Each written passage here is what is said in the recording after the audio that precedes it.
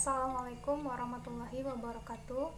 Nama saya Cici Sriningsi, NIM 19021010100040, Fakultas Kedokteran Hewan, Universitas Syah Kuala, dengan dosen pengampu Dr. Golib, SPT, MSI.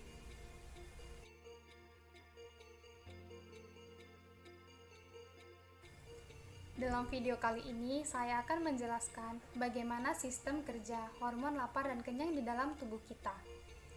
Ketika kita mendengar kata hormon, mungkin tidak asing lagi ya di kuping kita, karena banyak sekali hormon di dalam tubuh kita yang berpengaruh terhadap regulasi tubuh.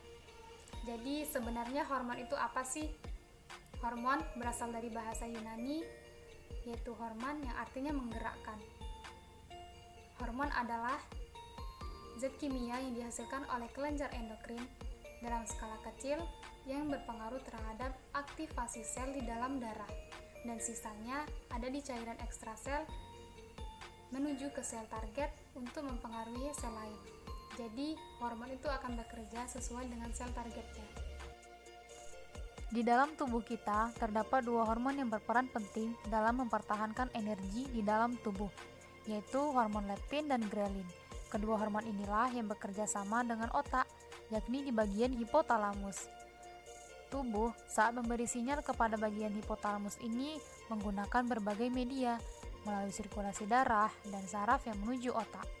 Nah, karena kedua hormon inilah kita dapat merasakan lapar dan kenyang.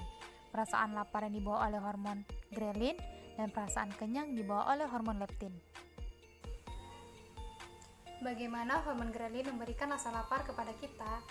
Nah, sebelum kita ke mekanismenya, mari kita mengenal terlebih dahulu hormon grelin. Grelin berasal dari kata gre yang artinya tumbuh. Hormon grelin dihasilkan sebagai neurotransmitter di otak dan sebagai hormon di dalam perut kita.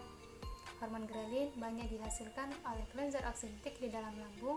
Selain itu juga di sel epsilon dalam pankreas dan nukleus arcuata di hipotalamus, serta sebagian kecil terdapat di usus halus dan ovarium.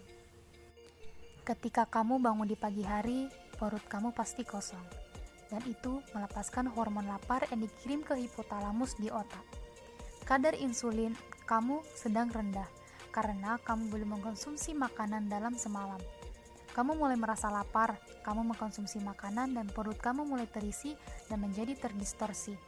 Saraf dari sistem pencernaan menyampaikan informasi ini ke otak. Inilah, jika darah kurang materi nutritif, usus dan lambung akan aktif dan mengirim sinyal ke otak bahwa kita sedang lapar. Itulah sebabnya kita dapat mendengar perut berbunyi atau keroncongan kalau kita sedang lapar. Tingkat grelin akan meningkat saat sebelum makan dan akan menurun saat sudah makan. Grelin jugalah yang mengaktifkan pusat kesenangan di otak, dan inilah yang membuat seseorang makan lebih banyak. Nah, itulah yang dapat membuat orang mengalami obesitas, karena kadar hormon leptin yang sangat tinggi. Akan tetapi, tubuhnya tidak lagi menerima sinyal pada otak yang menandakan bahwa tubuh sudah mendapat cukup makanan, dan secara tidak langsung, orang tersebut akan terus makan dan terus makan. Inilah yang disebut dengan leptin resistance. Leptin resisten dapat ditandai dengan menurunnya jumlah metabolisme, nafsu makan meningkat, dan bertambah gemuk.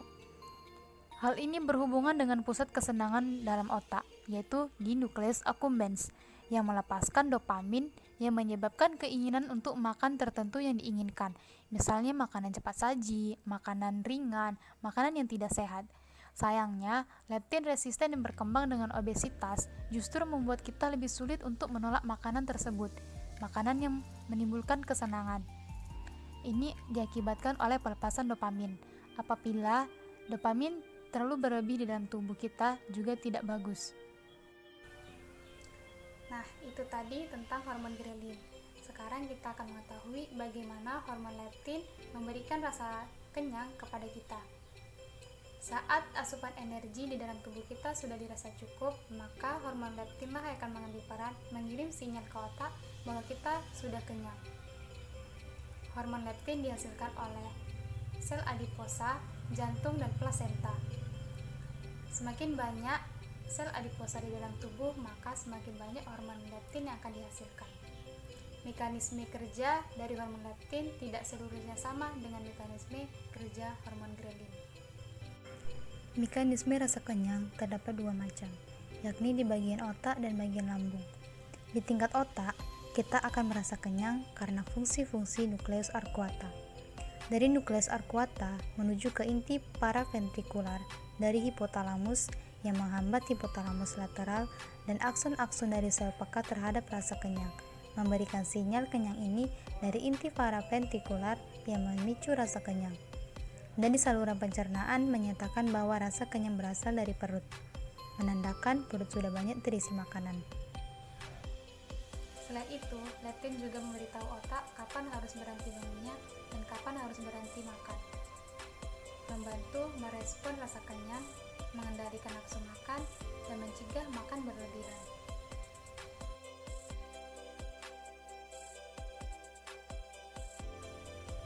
Demikian video penjelasan dari presentasi saya tentang hormon grelin dan leptin yang bekerja di dalam tubuh kita. Mudah-mudahan banyak manfaatnya, dan jika ada salah, saya mohon maaf.